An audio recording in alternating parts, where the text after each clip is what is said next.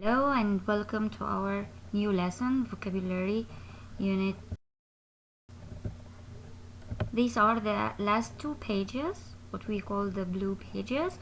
The first page is about using prefixes to change the meaning of the word.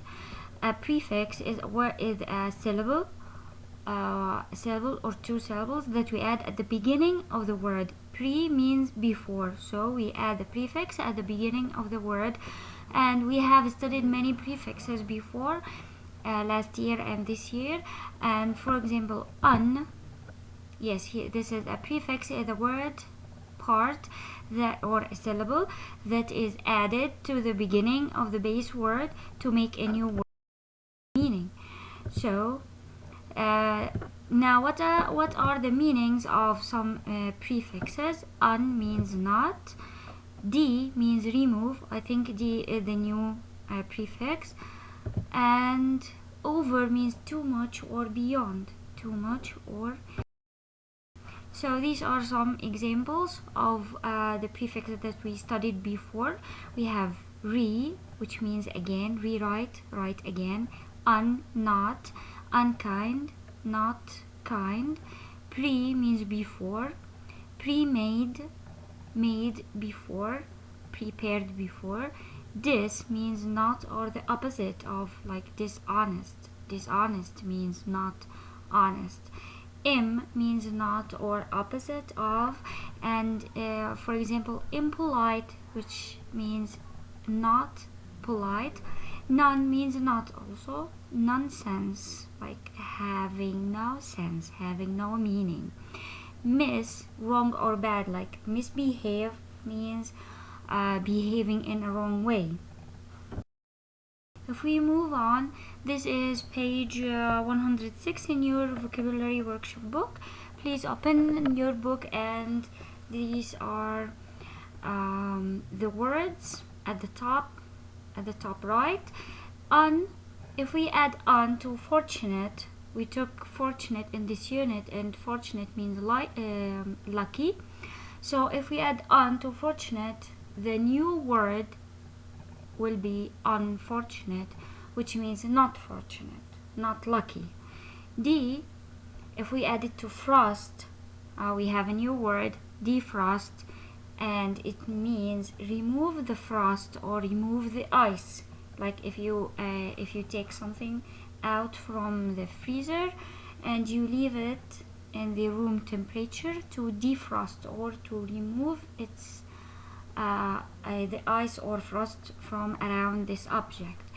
And over, if we add it to flow, we have a new word, overflow, which means beyond the top.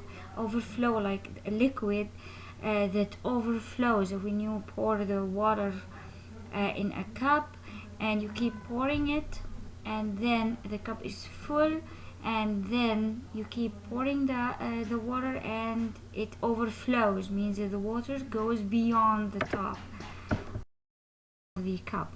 Okay, here, yes, this is page also 106. This is the practice that you should complete. Here we have unsafe, un plus safe, a new word. The new word unsafe, the meaning is not safe. Over, and the base word time. Overtime, like my dad works overtime and returns back home very late. Overtime means extra time. D, which means remove. Deplane, deplane is the new word. What is the meaning of deplane? Now this is from the same page. During a thunderstorm, it is what to be outside. We have to choose one from the previous words. Of course, you can guess the word. It's very dangerous to be outside when there is a thunderstorm and there is lightning striking down. So the answer is unsafe. It is unsafe to be outside. And this is the beautiful turkey ready to be cooked. I took the turkey out of the freezer to what it took it out from the freezer. What is the word that means to lose or remove the ice? Defrost. I took the turkey out of the freezer to defrost it. Cooked. Now this is somebody working extra time. The worker got paid for what after working extra hours this week? Do you guess the word? Yes, extra overtime. The worker got paid for overtime after working extra hours this week. These words are very easy. Now we move on to the other page, 107. I have put here only the definition, what is the meaning of an idiom. We took this before, like a piece of cake. A piece of cake doesn't mean that we're going to eat a part of the cake. No, it means something that is very easy. So an idiom is an expression with a special meaning. We put 2 or 3 words together in a phrase, and if we think of each word as it is, we will never find the meaning. Like this piece of cake, a part of a cake. No, it doesn't mean this. It means easy. So this is, for example, this is another example. At her wit's end. For example, she was in a test, and then at the end, so many answers on the test looked right that the girl was at her wit's end. Means she was so puzzled or upset that she doesn't know which answer to choose. So at her wit's end means that she doesn't know what to do.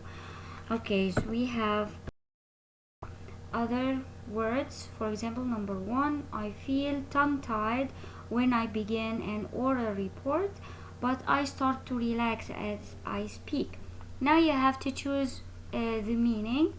You can go, before you read this, you can go to page 107 and try to answer the questions, and then come back here and find whether you have guessed them correctly or no. For example, tongue-tied means that you lack or you have problems expressing your feelings because you are so upset or you're so nervous. Number 2, I have been on the top of the world since I won the spelling contest. So this is somebody who won a competition, and now he is on the top of the world. Can you imagine somebody on top of the world? No, of course we cannot take the meaning literally. We have to guess, what does this mean? It means that he's feeling so wonderful and very, very happy about doing or achieving something. We move on to number 3. I was on the edge of my seat every time our team gets close to scoring a point. This is somebody who's watching a game, and every time his team is about to score, he is on the edge of his seat. So what do you guess? What do you think the meaning of on the edge of my seat means? That I am interested in a way that makes me excited and nervous at the same time. So excited and cannot sit or rest. Okay, the second thoughts, I wanted to ride the roller coaster, but I had second thoughts when I saw how big it was. Second thought means that I had some doubts.